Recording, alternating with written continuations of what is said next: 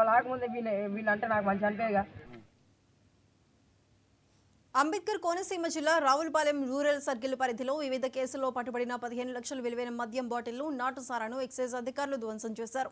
296 కేసుల్లో పట్టుబడిన 1944 లీటర్ల నాటుసారా, ఎన్డీపీఎల్ మద్యం 9456 బాటిళ్లు, డ్యూటీ పెయిడ్ మద్యం 2231 బాటిళ్లను జేసీబీ సాయంతో ధ్వంసం చేశారు. పలు పోలీస్ స్టేషన్లలో సీజ్ చేసిన మద్యం పేరుకుపోవడంతో జిల్లా ఎస్పీ కృష్ణారావు ఆదేశాల మేరకు మద్యం బాటిళ్లను ధ్వంసం చేశామని సీఐ శేఖర్ బాబు తెలిపారు. ఈరోజు గత కొంతకాలంగా రావులపాలెం టౌన్, అదేవిధంగా Ravulapalem rural circle, Atreyapuram, Kothapeta, Alamuru police స్టేషన్లో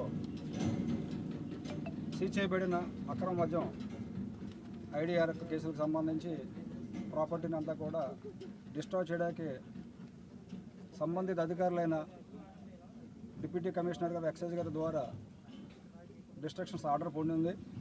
ఈరోజు అమలాపురం అసిస్టెంట్ ఎక్సైజ్ సూపరింటెండెంట్ గారి యొక్క ఆధ్వర్యంలో రావులపాలెం పోలీస్ స్టేషను ఎస్హెచ్ఓనైన నేను, అదేవిధంగా రావులపాలెం రూరల్ సిఐ గారు విజయసాగర్ గారు, ఆలమూరు ఎస్ఐ గారు, కొత్తపేట ఎస్ఐ గారు, ఆత్రేయపురం ఎస్ఐ గారు మరియు మధ్యవర్తుల సమక్షంలో ఆ కేసు ప్రాపర్టీని ఈరోజు తగిన ప్రికాషన్స్ తీసుకుని డిస్ట్రక్షన్ చేయడం జరిగింది.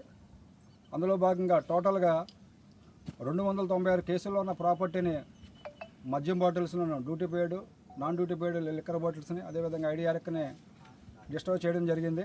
ఇందులో ఐడిఆర్కి వచ్చి 1944.5 లీటర్లుగా గుర్తించడం జరిగింది. అదేవిధంగా ఎన్డీపీఎల్ బాటిల్స్ వచ్చి 9456 బాటిల్స్ ఎన్డీపీఎల్ బాటిల్స్ని డిస్ట్రాయ్ చేయడం జరిగింది.